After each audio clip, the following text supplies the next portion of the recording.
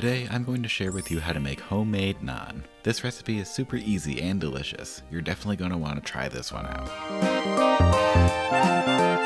To start, add 1/3 cup of whole milk and 1/3 cup of Greek yogurt to a bowl. You could replace the Greek yogurt with sour cream if you wanted to. Heat this up in short increments. I did 15 to 20 second intervals in the microwave. You want this to be warm but not too hot. A comfortable temperature, somewhere around 100 to 110 degrees Fahrenheit. Next, add 1 tablespoon of sugar and 1 tablespoon of active dry yeast. Mix this all together and let the yeast proof for about 5 to 10 minutes, until you can see some yeasty bubbles. If the mix doesn't get foamy or bubbly, the yeast is probably no good, or the mix was too hot. Just brush it off and try again with some new mix and yeast. After this, add 1 egg to the mix. But wait, hold on, this doesn't look like an egg. What's going on here? If you were asking yourself the same question, you would be correct. It's not an egg. It's a flax egg. To make a flax egg, simply combine 1 tablespoon of ground flaxseed with 2.5 tablespoons of water. We have an egg allergy in the family, so I have been replacing eggs in many of my recipes with flaxseed instead. And now that sidetrack is done, let's get back to making naan. Add 1 egg or 1 flax egg and add 3 tablespoons of olive oil. Mix this all together to combine.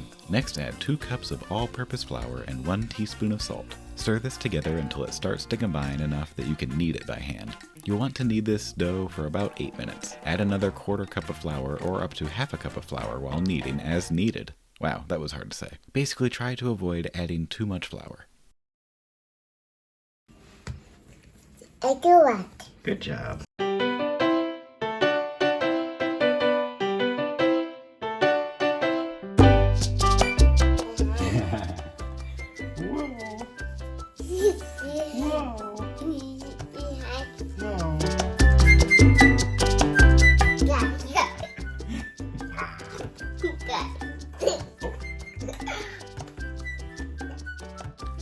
You'll know that you've kneaded it enough when the dough becomes smooth, stretchy, and doesn't stick so much to your hands anymore. Get a large bowl, lightly oil it down, and add the dough ball. Cover the bowl with a plastic wrap or a towel and let it rise for 1 hour. You could cut this time a bit to 30 to 45 minutes, but be warned that the naan will probably be less poofy and more dense. Try to let it rest for at least an hour for better naan. After the dough is rested, divide the dough into 6 even pieces. You could divide further, but I like big naan. Flatten out the dough pieces using a rolling pin to roll out the dough into oval or triangle shapes until they are nice and big. I rolled mine out to around 1/4 inch thick. If you want the naan to be a bit thicker, just let it rest a few minutes before cooking. The dough will relax, pull back in, and help give you a thicker naan.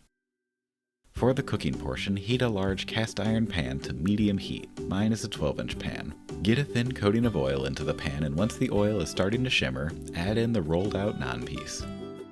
This will cook fast. Cook the first side for about 1 to 2 minutes until you see the bubbles forming on the top of the dough. Then flip the naan and let the other side cook. It should only take about 1 minute to finish the second side. You don't need the pan to be ripping hot for these. So if you find it cooking too quickly or even burning, lower down the temperature. Personally, I started around medium heat, but by the end was cooking around low heat. Cast iron retains a lot of heat, and these naan pieces do not pull a lot of heat from the pan. Continue rolling and cooking for each of the naan pieces until they're all done.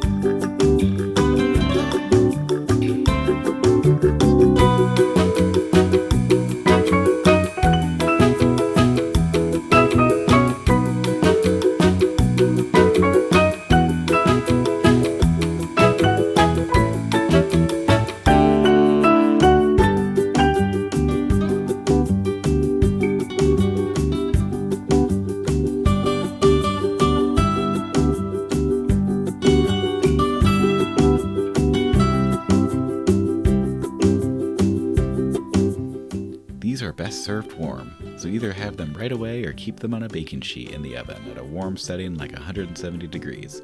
Word of caution though, from personal experience, don't forget the naan and leave it in a warm 170 degree oven for too long. If you leave it in that oven for over an hour or multiple hours, like I once did, you might find yourself with a pile of big crackers. Again, speaking from personal experience, my bad, apologies to my wife for the naan crackers. So lesson learned, I would recommend eating them right away after they are cooked, because they are at their best this way. Super soft, pillowy, and top these with some melted butter or garlic butter and you got it made. Well, I hope you can go out now and make some homemade naan for yourself. If you enjoyed this video or found it helpful, please leave a like and consider subscribing for more like this. As always, thank you so much for watching. See you next time.